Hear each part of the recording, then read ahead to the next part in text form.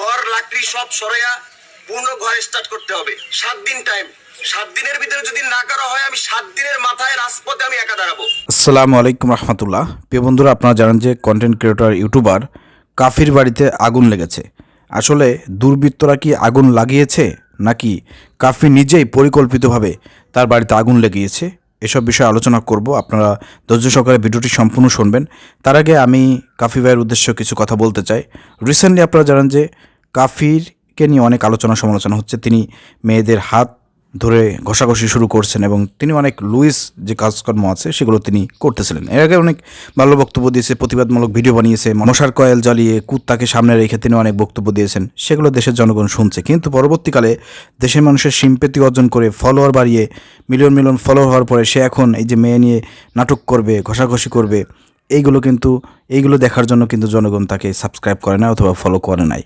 এটা কিন্তু কাফির মনে রাখা উচিত ছিল, কিন্তু রিসেন্টলি তাকে নিয়ে কিন্তু এই বিষয়ে আলোচনা হচ্ছে।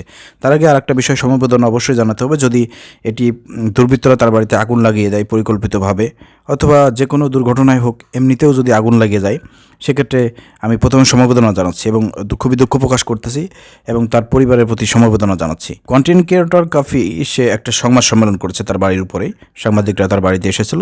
তো তখন তিনি দেখলাম যে অনেক কানাকাটি করতেছেন এবং তিনি যেটা দাবি করেছেন যে ঘরের ভিতর নাকি তার বাপ মা, ভাই বোন এবং এরা নাকি ভিতরে ছিল। ভিতরে থাকার পরে নাকি বাইরে থেকে নাকি দুর্বৃত্তরা তালা দিয়ে নাকি তারপরে তার ঘরেতে আগুন লাগিয়েছে। এখন আমার প্রশ্ন হচ্ছে যে বাইরে থেকে যদি তালা মেরে দেয় আর ভিতরে যদি লোকজন থাকে, তার পরিবার ফ্যামিলির লোকজন থাকে, আর যদি আগুন ধরিয়ে দেয় পরিকল্পিতভাবে কেরাসিন তেল ঢেলে, তাহলে তো মুহূর্তেই ঘরটি আগুন লেগে যাবে এবং ভিতরে যারা থাকবে তারা পুড়ে মারা যাবে। এটা কিন্তু কাম্য না, কিন্তু এটা কিন্তু একটা সন্দেহ। একটা মানুষ কিন্তু বর্তমান অনেক কিছুই বলতেছে। আপনাদেরকে আমি দেখাবো যে কাফি যখন একটা স্ট্যাটাসে বলেছেন যে আমি বিপ্লবী সরকার হব, তখন তার ওই কথার কমেন্টে অনেকেই তাকে নিয়ে অনেক মানে সন্দেহজনক কথাবার্তা লিখেছে এবং যৌক্তিক কিছু কথাবার্তা লিখেছে। সেগুলো আমি আপনাদের সামনে প্রমাণ সহকারেই উপস্থাপনা করব। ধৈর্য হবেন না, ভিডিওটি সম্পূর্ণ দেখেন। তো এখানে যৌক্তিক একটা কথা, যেহেতু যৌক্তিক দরবারে তিনি সবসময় আলোচনা করেছেন, সবসময় কথা বলেছেন, তো আমরা সেই জায়গা থেকে তারই যৌক্তিক কথা আমরা বলতে চাই যে এখানে যেহেতু ঘরের বাইরে থেকে তালা মারা হয়েছে, ভিতরের লোকজন আগুন যদি লাগিয়ে দেয় মুহূর্তেই ঘরে আগুন লেগে যাবে, তার লোকজন যারা ছিল পরিবারের লোকজন মারা যাবে, অথবা কেউ না কেউ আঘাতপ্রাপ্ত হবে, ক্ষতিগ্রস্ত হবে, কিছু না কিছু তো একটা হবে। কিন্তু আমরা অ্যাকচুয়ালি এখন পর্যন্ত মিডিয়াতে তার পরিবার ফ্যামিলির কোনো মানুষের গায়ে কোনো আঘাত লেগেছে, কোথাও কোনো পুড়ে গেছে, এরকম কিন্তু কোনো সংবাদ আমরা শুনতে পাই নাই। এবং এই ধরনের ঘটনা না ঘটুক এটাই আমরা চাই। কিন্তু সন্দেহ কিন্তু এখানে, পিছন থেকে দুর্বৃত্তরা যদি আগুন লাগিয়ে দেয়, ঘরে তালা মেরে দেয়, ভিতরে যদি লোকজন থাকে, তাহলে কিন্তু এটা যৌক্তিক হিসেবে কেউ না কেউ আহত হবে, এটা স্বাভাবিক। এমনকি পুরো মারাও যেতে পারে, ঠিক আছে, এরকম ঘটনা ঘটার কথা, কিন্তু এরকম কিন্তু ঘটনা ঘটে না। এখানে একটা সন্দেহ। এরপর তিনি দাবি করেছেন যে এই যে 32 নম্বর বাড়ি যখন ভাঙা হলো, তখন নাকি তিনি সেখানে গিয়েছিলেন, বুলডোজারের উপরে দাঁড়িয়ে তিনি স্লোগান দিয়েছিলেন। তো এরপরে জুলাই আগস্টে তিনি ভূমিকা রেখেছেন, রাস্তাঘাটে ছিলেন, মাঠে ময়দানে ছিলেন। তো তার মতন অনেকেই কিন্তু রাস্তাঘাটে মাঠে ময়দানে ছিল। তো যাই হোক, সেটা ঠিক আছে। এই যে তিনি নাকি 32 নম্বর বাড়িতে ভাঙচুর করার জন্য ওইখানে ছিলেন, এর জন্য নাকি তার বাড়িতে আগুন দেওয়া হয়েছে, তিনি এটা দাবি করেছেন। এরপরে তিনি সরকারকে আলটিমেটাম দিয়েছেন, 7 দিনের আলটিমেটাম দিয়েছেন যে 7 দিনের মধ্যে এইখানে যারা আগুন লাগিয়েছে, যারা দুর্বৃত্ত ছিল, তাদেরকে গ্রেপ্তারের করেছে। আর বলেছেন যে 7 দিন পরে আমার এই বাড়ির নির্মাণ কাজ করতে হবে। 7 দিনের মধ্যে বাড়ির নির্মাণ কাজ যেভাবে ছিল সেভাবে নির্মাণ কাজ করে আমার বাড়িটাকে দাঁড় করিয়ে দিতে হবে, এই ধরনের হুমকি তিনি দিয়েছেন, সরকারকে কড়া হুঁশিয়ারি করেছেন। এরপরে যদি না হয় তাহলে তিনি তার বাড়ির সামনে নাকি আপনার রাস্তায় নামবেন, মিছিল করবেন, বিক্ষোভ মিছিল করবেন, সেটা নাকি একবারে আপনার কি বলে গণভবন পর্যন্ত, টিএসসি পর্যন্ত চলে আসবে। তো এই ধরনের কথাবার্তা বলছেন। এখন প্রিয় দর্শক, এখন আমি প্রথমে যেটা বললাম আপনাকে, আপনারা অনেকেই সন্দেহ করতেছেন, অনেকে অনেক ধরনের কথাবার্তা বলতেছেন। আসলে মূলত কাফি বর্তমান কিন্তু একটু সমালোচিত, এবং একটু সমালোচিত না, সে মানুষের সিম্পিতি অর্জন করে, ভালোবাসা অর্জন করার পরে এখন সে যে কাজগুলো করতেছে, মানুষ কিন্তু কখনো ভাবে নাই যে কাফি এই ধরনের কার্যক্রম করবে, মেয়েদের সাথে এই ধরনের মানে অন্যান্য নাটকের যেসব নায়ক নায়িকা যে ধরনের অশ্লীল কার্যকলাপের সাথে জড়িয়ে যায়, কাফি যে এই ধরনের কাজকর্ম করবে এটা কিন্তু আমরা ভাবি নাই।